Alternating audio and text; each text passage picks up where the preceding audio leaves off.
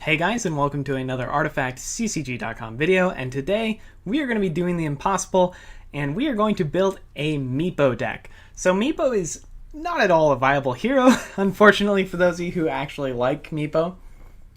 But that being said, that doesn't mean we can't have fun with them, and we can't build decks that might be able to win a game or two, right? So that's our goal, guys. We're going to build a deck that can win, I don't know, 3 out of 10 games or something.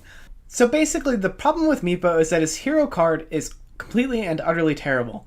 Summoning a hero unit, another Meepo, while it may seem like it could be good, is almost always just a bad thing.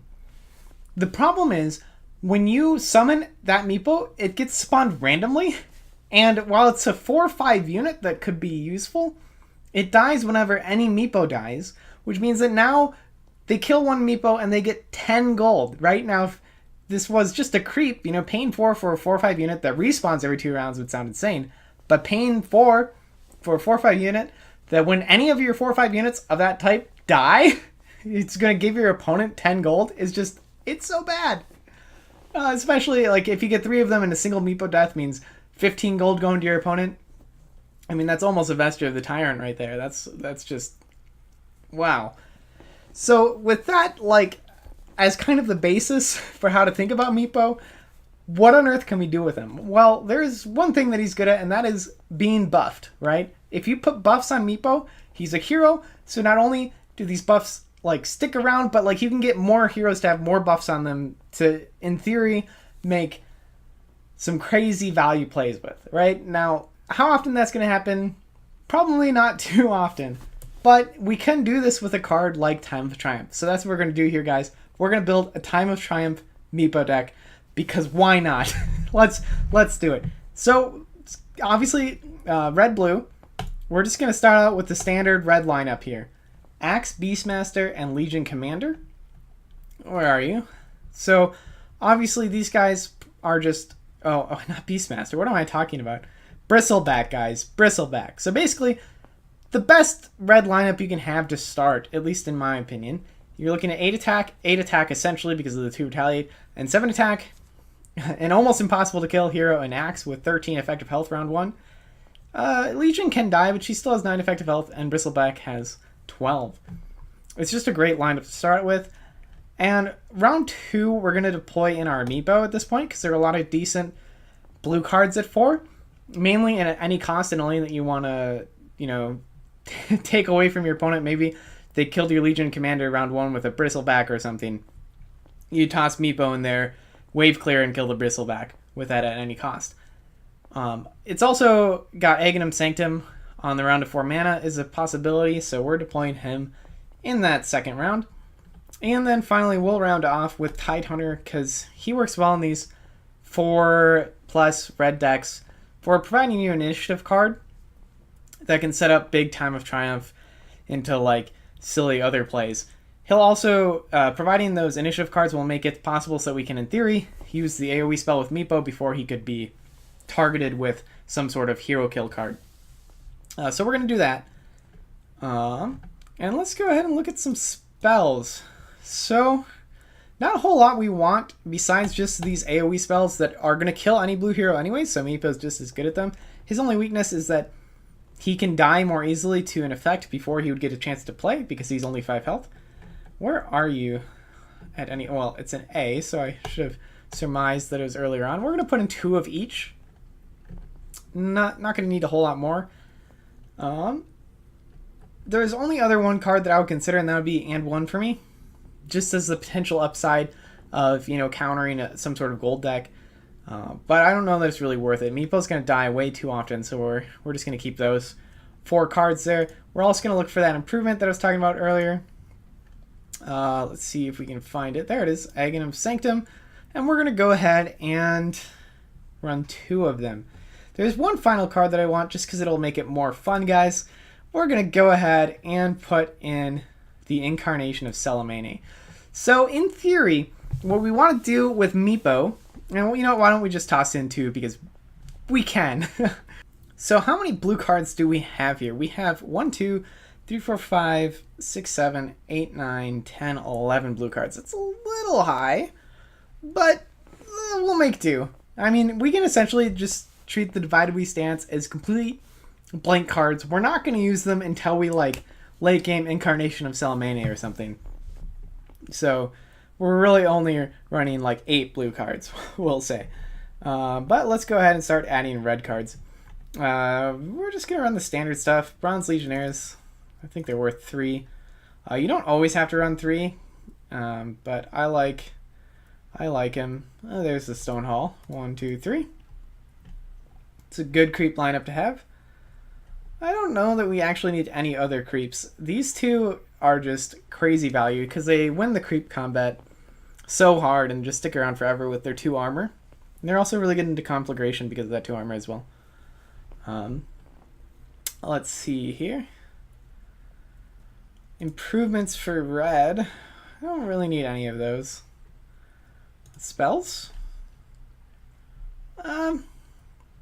We'll take in enough magic just in case we want to end the round at some point. Gonna look for that spot weakness. We're gonna run several of these because we do want to get draw effects in here so that we can get to our 3 Chime of Triumphs and our Salamania combo. We'll toss in Ace. Well, nah, no Spring the Trap. That's too many high cost cards. Toss in a Smash their defenses. Do we want to? You know what? Why not? We need to draw cards, guys. Probably know I could be missing something important. Don't really need Fight Through Pain with the Tidehunter signature card. Yeah, I think this is fine. We're at 37 already, guys. Okay, what do we want? We can fit in a few more cards here. Ah, that's a good one. Legion Standard Bearer. I've grown to like this card a little bit more recently. It can offer a lot of unexpected damage, I guess. It's really good at killing a hero who ends up blind across from a melee creep. Someone like a Phantom Assassin with 8 health could take 2 from a melee creep round 1, and then in round 2, another melee creep spawns in, and you just toss this Legion Standard Bearer by it, and now you're looking at 6 damage being dealt to the Phantom Assassin, and that's going to actually kill her. And then if that does kill a hero, not only did it kill the hero, it then sets you up to do even more damage to the tower, because this, in theory, 4-cost creep is offering 8 damage to the tower. So, as I said, the card has grown on me a bit. So we'll go ahead and toss in 2 of those, and we're just going to put in a single red Miss Pillager as an ancient condition, just in case. I could be missing a few cards here. Did I not? No, the Time Triumphs are in there. Why is this not showing up in the mana curve? I don't get it. You're right there, Time of Triumph. You're right there. Oh well. It is what it is. Let's see, items. We're going to want a lot of Blink Daggers because of the nature of this combo. And probably want some of the Stonehall items. Let's go ahead and just go 3 Stonehall Cloaks for that massive health boost. If we can get one of those onto our Meepo early on, just make him not die all the time so you can more reliably cast the blue spell cards, that'd be nice. Beyond that, it doesn't really matter a whole bunch. These are just all personal preference choices. I do really like having a Vestures of the Tyrant. It's a bit of a stretch buy, but you know, if you annihilate a lane with like 2 heroes in it, you're looking at a potentially 13 gold income from like 2 heroes and 3 creeps. So I like, it's not impossible to reach that count, but we don't want to put any more than 1 item in there because we don't want to get blocked round 1 from buying a value item. Phase Boots is tempting. Phase Boots can do some nice things. But, you know what? If we're playing Meepo, okay, fine. We can do 1 to Magic Game Malls. But if we're playing Meepo, we may as well. Golden Ticket, we're going to, hit that random item, and we're just going to win the game off of that, guys. Okay, so what is the game plan here, guys? How can this deck do anything? Well, you're using Meepo, so you're at a disadvantage. This guy is just not the greatest. But what you can do is you can make use of him as just an AoE unit. He has these at any cost, and these Annihilations. Now, you're tossing them in the second round because you also have the Aghanim Sanctum play, where you toss them down into a left lane, Aghanim Sanctum into another one of your lanes. You know, maybe you have a Bristleback sitting there, and then in that Bristles lane, you draw both a Stone Hall lead and a Legion Standard Bearer, right?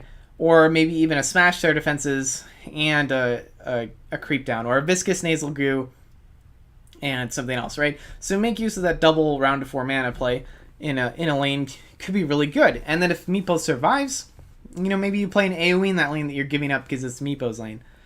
You could also potentially toss Meepo into a lane you're already winning just to keep him alive. But typically you want to put Meepo into a lane you're losing because he's just the AoE factor, and you don't want to get him stuck in a lane that you're already winning because you need him in the lane that you're losing. It's a strange thing about blue heroes. And then ultimately you're going to survive long enough and get enough value to hopefully on the round of 9 mana or potentially the round of 8 mana with the Aghanim Sanctum, you go into the left lane, you drop that Incarnation of Salamene, guys, and we're going to play like 3 we're going to play 3 Divided We Stands followed up by 3 Time of Triumphs, and our Meepos are going to stay in that lane and kill that tower or that ancient or whatever. And we're going to use these blink daggers to blink all of our useful red heroes into other lanes and win those lanes too. And potentially, depending upon whether you like Divided We Stand around ahead of time or something like that, you could, you know, have poofs off of cooldown. So maybe you only have 1 Divided We Stand, you summon a Meepo, you buff the Meepos, the 2 that you have there, you put a blink dagger on the one who you just summoned because his poof is still on cooldown, blink him over, then you poof with your Meepo you've had all game into that lane as well, and you blink over one of your red heroes, and then you use that last red hero to play the Kraken Shell to give you initiative, and then you get to that next lane and you have like 3 to 4 units with the double Time of Triumph buffs, and you're going to be like, enough magic! End the combat phase. Yeah, that's the game plan, guys. Totally going to work. We'll see. We will see. Yeah, so that's a Meepo deck, guys. Let's preview this. You must save. Fine. What is this? Meepo memes. Save. Publish, because why not? And here we have it, guys. Doesn't it look glorious? Doesn't it look beautiful? Well, guys, I hope you enjoyed that video. As we get closer to the release date and the lifting of the NDA, whenever that happens, we're going to have some more serious content coming out because we'll finally be able to release footage of the client. So in these coming days, don't expect perhaps a video every single day of the week, just because I will be preparing videos that are meant to release once we can actually, once the NDA gets lifted. So getting really excited for that. We can finally start doing some quality guides and things like that for you guys. Hope you enjoyed this video. If you did, please like and subscribe. If not, tell us why so that we can improve our content and cater towards what the community wants. But that's all. Hope you enjoyed it, and I'll see you guys next time.